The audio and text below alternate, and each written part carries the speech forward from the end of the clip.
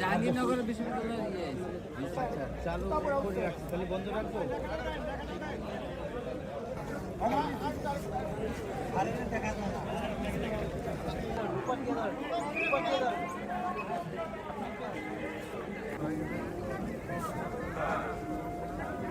একরকম ভালো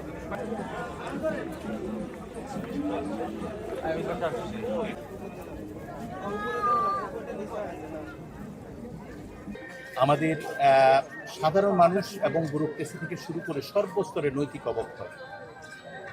আমাদেরকে দুটি জায়গায় ফোকাস করতে হবে, একটা হচ্ছে মেধা আর একটা হচ্ছে নৈতিকভাবে আলোকিত হওয়ার অঙ্গীকার।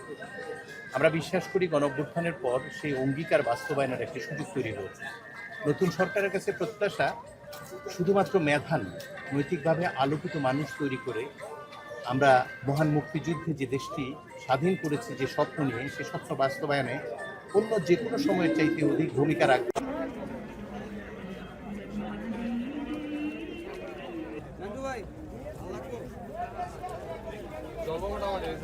মানে অস্থিরতা মনে হচ্ছে বিশেষ করে আপনার বর্তমানে যে তেলের যে সংকট, তেলের ক্রাইসিস চলতেছে, জ্বালানি তেলের সংকট, এটা মানে মানুষকে আতঙ্কিত করতেছে যে আমরা আসলে কোন দিকে যাব।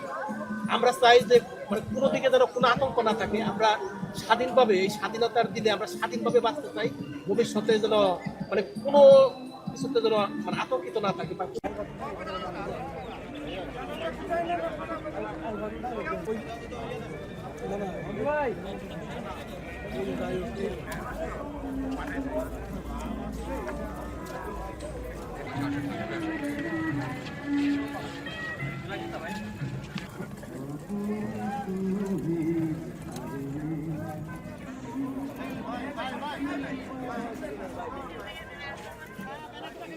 এর সমস্যা কি?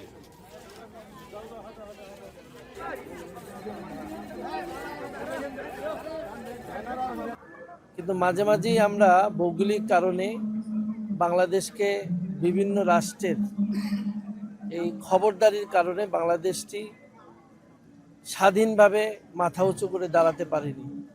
আমরা আশাবাদী এবার ইনশাআল্লাহ বাংলাদেশ আবার নতুন করে স্বাধীনতা, জুলাই আগস্টের মাধ্যমে স্বাধীনতা অর্জন করেছে। এবার ইনশাআল্লাহ আমরা মাথা উঁচু করে দাঁড়াবো, মালয়েশিয়া সিঙ্গাপুরকে ছাড়িয়ে যাবে।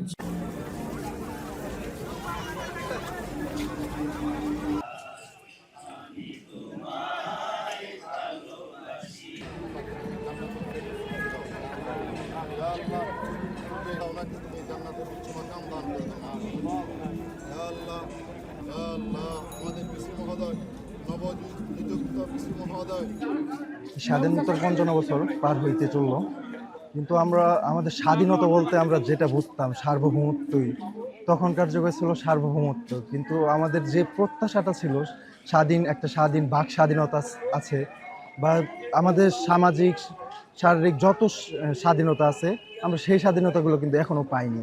আমাদের রাষ্ট্রীয় স্বাধীনতা অর্জন করেছি, কিন্তু আমাদের মৌলিক চাহিদা সম্পূর্ণ স্বাধীনতাগুলো কিন্তু এখনো আমরা পাইনি।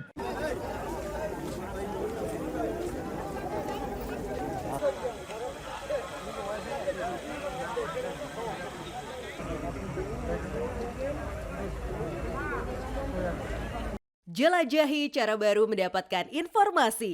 Download Metro TV Extend sekarang.